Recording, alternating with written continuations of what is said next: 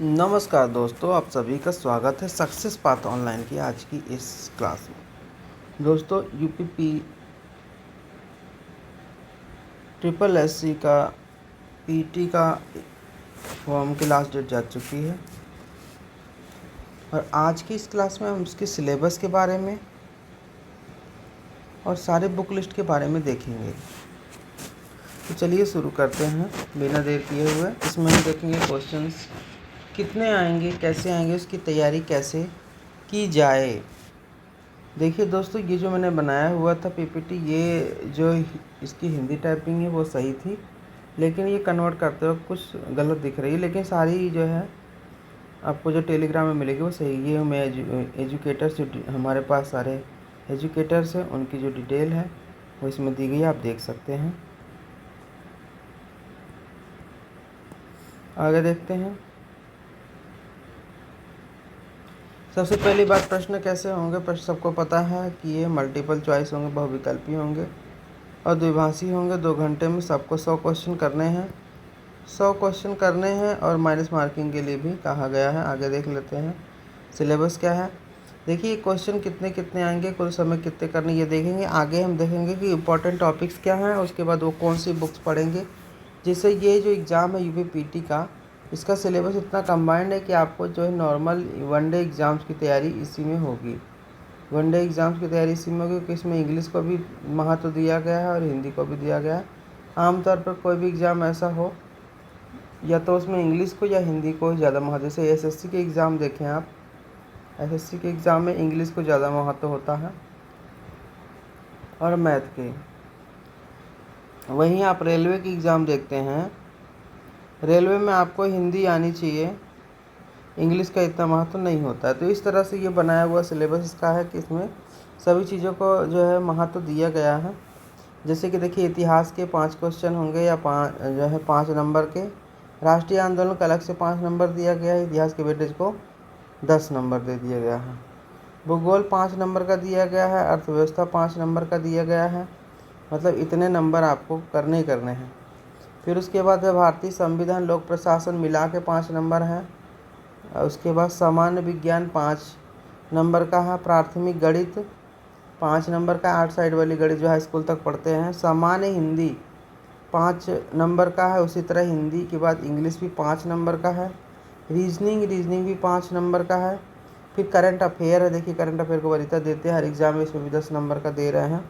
सामान्य जागरूकता 10 नंबर का है। जागरूकता माने जीके होता है, जो हम लूसेंट या अरिहंत की जो हर साल की आती है उससे देख सकते हैं। हिंदी गद्यांश और व्याकरण, ये हिंदी का ही पार्ट है, 10 नंबर का है। अब हिंदी हम कह सकते हैं 15 नंबर की होगी।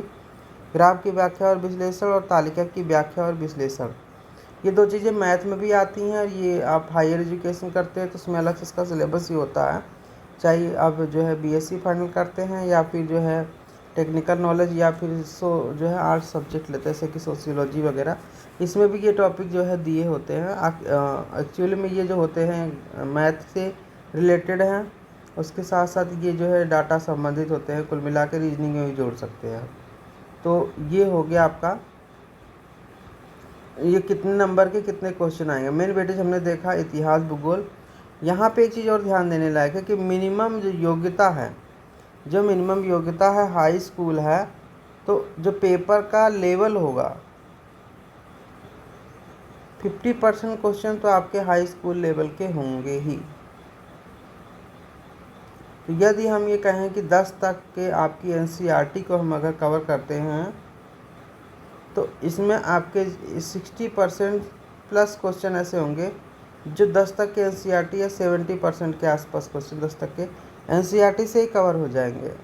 यानी कि पेपर का लेवल जो है उस हिसाब से कवर होंगे। आगे देखते हैं, आगे देख लेते हैं। आप टॉपिक है, मैं यहाँ बुक के नाम भी बताऊँगा। जैसे कि भारतीय इतिहास दिया हुआ है, ठीक है। आमतौर पर यूपी पीसीएस के जो एग्ज़ाम होते हैं, यूपी पीसीएस की बात कर रहा हूँ अपर की, तो उसमें जो इतिहास का टॉपिक काफ़ी कठिन होता है और इसके क्वेश्चन भी काफ़ी कठिन आते हैं। लेकिन यहाँ पे जो कि ये UP triple S C exam में फैक्ट बेस्ड है, तो पहली किताब अगर आपकी बेसिक तैयार नहीं तो मैं एनसीईआरटी रिकमेंड करूँगा। एनसीईआरटी आपको 6 से लेके 12 तक पढ़नी चाहिए इतिहास के लिए। उसमें आपका मॉडर्न भी कवर हो जाएगा, वर्ल्ड हिस्ट्री भी कवर होगा। लेकिन इसके लिए स्पेशली अगर कोई कहे तो घटना चक्र आप पढ़ लो।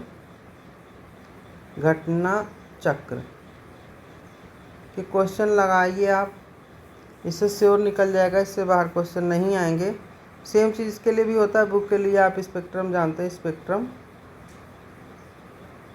मॉडर्न हिस्ट्री के लिए स्पेक्ट्रम। आगे देख लेते हैं हम।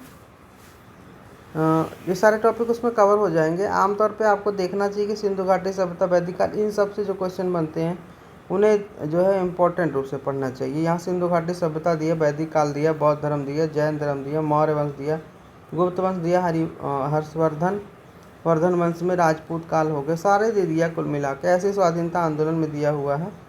इसके बाद भूगोल को देख लेते हैं। भूगोल के लिए यूपीपीसीएस के लिए मैं क्या महेश बर्नवाल कहता हूँ। आप चाहो तो जो है, अगर आपकी भूगोल कमज़ोर है तो आपको एक बार एनसीईआरटी पढ़ना चाहिए। एनसीईआरटी अगर आप बेसिक स्टार्ट करने वाले हो तो एनसीईआरटी पढ़ो, नहीं तो महेश बर्नवाल की लिस्टिंग याद करिए। यहाँ पे देखिए पहले भी दिया है कि भौतिक भूगोल, नदियाँ, घाटियाँ, मरुस्थल, कुल मिला के वो फैक्ट बेस्ड क्वेश्चन ही आते हैं। आगे किताब बताते हैं। अर्थव्यवस्था के लिए एनसीईआरटी पढ़ना चाहिए, कोई किताब नहीं पढ़ने का फ़ायदा है, क्योंकि क्वेश्चन करंट से होते हैं, आपके बजट के क्वेश्चन होते हैं। हाँ, उसके बाद आपकी रैंकिंग होती है, और वो पंचवर्षीय योजना से क्वेश्चन दिए हुए हैं, ये सारे क्वेश्चन। यहाँ दुग्ध विकास दिया हुआ है, श्रम सुधार दिया हुआ है, ये श्रम सुधार है। ये सारे जो क्वेश्चन हैं ये आपको एनसीईआरटी की 11 और 12 वाली बुक में दिए हुए हैं, तो आपको वहीं से पढ़ना है। और ये इसके क्वेश्चन करंट की योजना स्कीम्स जो होती हैं, स्कीम्स के ऊपर भी बनते हैं, तो ये सारी चीज़ें दी हुई। आगे हम देखते हैं संविधान, लोक प्रशासन। आपको बड़े एग्ज़ाम की तैयारी करनी है, छोटे एग्ज़ाम की तैयारी करनी हो, टॉपिक बाय टॉपिक एक बार ये लिख लीजिए। उसके बाद आपको पढ़ना चाहिए लक्ष्मीकांत। लक्ष्मीकांत जो है ऑनलाइन नेट पे जो है इसकी जो 5th एडिशन है वो अवेलेबल होती है, कहीं भी किसी वेबसाइट पर को मिल जाएगी। लक्ष्मीकांत वो पर्याप्त है। इसके अलावा कोई किताब पढ़ने का मेरे हिसाब से कोई फ़ायदा नहीं है, क्योंकि ये अपर एग्ज़ाम को भी तैयार कराती है। बस अंतर इतना है कि जो छोटे एग्ज़ाम्स होते हैं उनमें क्वेश्चन छोटे छोटे होते हैं। इसके लिए ज़रूरी है कि आप जो है केवल जो है इजी चीज़ों को पढ़ें। शुरुआत तो लक्ष्मीकांत से कर सकते हैं, क्योंकि इसको पढ़ने से आपको पॉलिटी दोबारा कहीं पढ़ने की ज़रूरत नहीं पड़ेगी। और बाकी प्रीवियस क्वेश्चन जो होते हैं, अगर आपके पास टाइम नहीं है तो आप प्रीवियस क्वेश्चन लगाइए। केवल पॉलिटी के क्वेश्चन रिपीट होते हैं सारे के सारे। घटना चक्र में यूपी के जो क्वेश्चन हैं उनको सारे लगा लीजिए बस आप। जो यूपी के क्वेश्चन हैं, यूपी के एग्ज़ाम के क्वेश्चन हैं, यूपी के जितने भी एग्ज़ाम होते हैं उनके कोई क्वेश्चन हैं उसको लगा लीजिए, आपका वैसे भी तैयार हो जाएगा। संविधान में हमेशा क्वेश्चन ईजी आते हैं, पीसीएस में ईजी आते हैं, ये तो इससे भी छोटा एग्ज़ाम है, तो ज़्यादातर वो जो है आर्टिकल्स को पूछेंगे, मिलाने के लिए पूछेंगे, और राष्ट्रपति कौन कैसे शपथ लेता है, ये सब चीज़ें इसमें पूछेंगे। प्रधानमंत्री कौन शपथ दिलाता है, या मुख्यमंत्री के बारे में, ये सब चीज़ों के बारे में ज़्यादा कुछ नहीं पूछेंगे। आगे सामान्य विज्ञान, जनरल साइंस के लिए मैं लूसेंट की किताब को कह सकता हूँ, आप ले सकते हो, लूसेंट की किताब ले लो। या अगर नहीं लेना है तो आप जो है ऐसे जनरल की साइंस सबकी ठीक ठाक होती है, क्योंकि इसमें क्वेश्चन जो होते हैं वो इजी ही आते हैं ज़्यादातर। तो आप घटना चक्र लगा सकते हैं, यह आपको पीसीएस में भी मदद करेगा, क्योंकि सीधे क्वेश्चन इसके फंसते हैं और इसमें कोई नए क्वेश्चन नहीं बनते हैं। या फिर ये किताब लूसेंट की जो है साइंस की आती है, यही लीजिए। और कुछ नहीं, एनसीईआरटी पढ़ सकते हैं। एनसीईआरटी जिनकी साइंस कमज़ोर है वो पढ़ें, जिन्होंने साइंस का भी पढ़ा है कक्षा 10 तक थोड़ा सा भी, उनको लूसेंट से रिवाइज कर लेना चाहिए। आगे देखते हैं प्राथमिक गणित, ग्राफ की व्याख्या, तालिका की व्याख्या, ये RS अग्रवाल में दिए हुए टॉपिक है।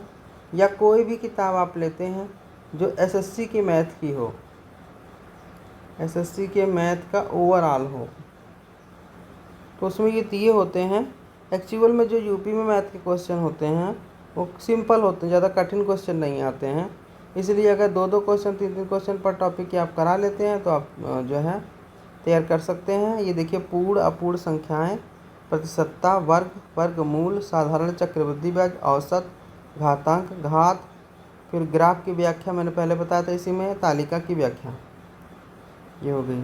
उसके बाद रीजनिंग है, रीजनिंग में क्रम, रैंकिंग, संबंध जो है रिलेशनशिप जिसे कहते हैं, रिलेशन, कैलेंडर, घड़ी, कोडिंग, डिकोडिंग इत्यादि। ये 5 नंबर के 5 क्वेश्चन इसके होंगे, एक एक क्वेश्चन सबके होंगे, 1 2 3 4 5 6 7, कोई छूट भी सकते हैं ये। तो रीजनिंग एसएससी लेवल की है, आपको आती है तो सही है, नहीं आती है तो प्रीवियस क्वेश्चन लगाएंगे। इसकी कोई खास बुक मैं नहीं कहूँगा क्योंकि 5 नंबर के ही हैं। फिर हिंदी, गद्यांश और व्याकरण, ये तो आपको देख के लिखने होते हैं, 10 नंबर के, प्रैक्टिस से आता है। अगला है सामान्य हिंदी। सामान्य हिंदी के लिए एक आदित्य पब्लिकेशन की किताब आती है, आदित्य पब्लिकेशन की किताब आती है। वो आपको इसके अलावा, इन एग्ज़ामों के अलावा यूपी पुलिस के जो एग्ज़ाम होने वाले हैं उसमें मदद करता है, आपके आरओ के एग्ज़ाम में मदद करता है। इसके बाद यूपी के और एग्ज़ाम जिसमें हिंदी पूछी जाती है, जैसे बीएड का एग्ज़ाम है, उसके बाद और भी जो एग्ज़ाम होते हैं उनमें जो भी हिंदी आती है वही कवर करता है, तो यह आपको ज़रूर पढ़ना चाहिए। समान अंग्रेजी के लिए मैं कहूँगा कि समान अंग्रेजी के लिए एसपी बख्शी के अलावा कोई किताब पढ़नी नहीं चाहिए, और इसमें सिलेबस जो है नहीं दिया हुआ है। तो हम क्या करेंगे, हम जो है एसएससी के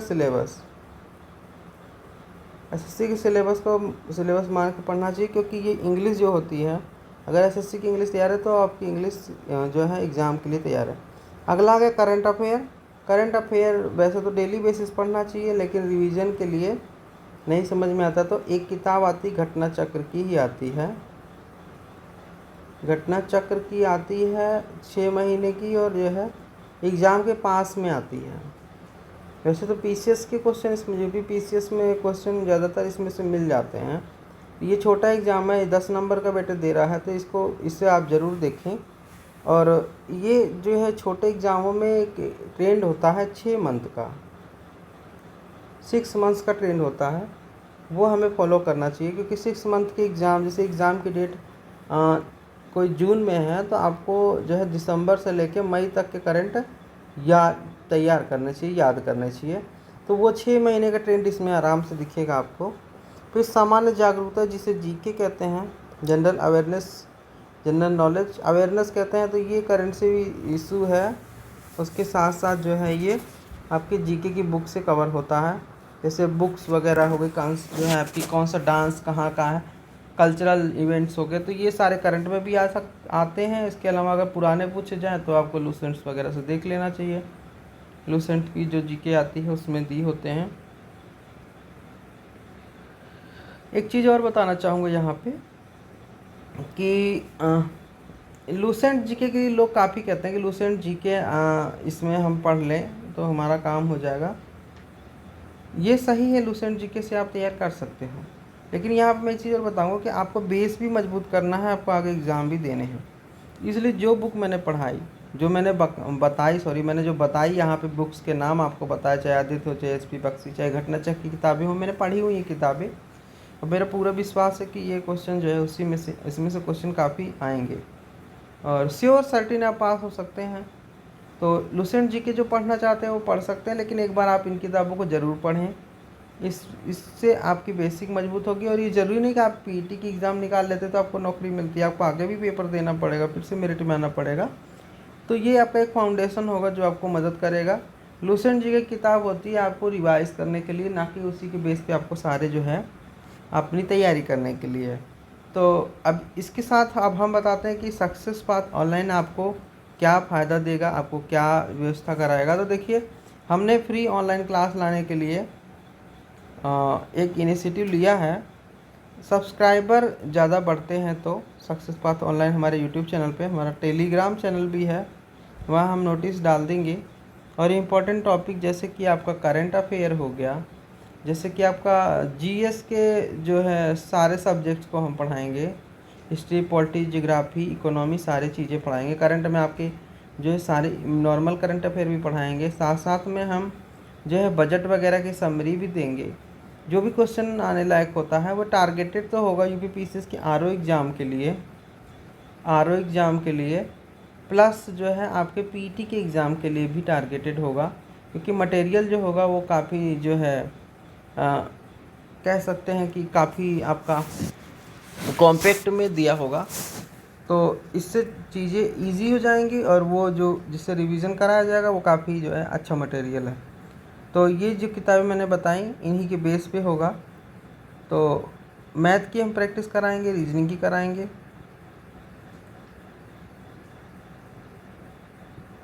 इस तरह से हम आपकी मदद करेंगे सक्सेस पाथ ऑनलाइन पर।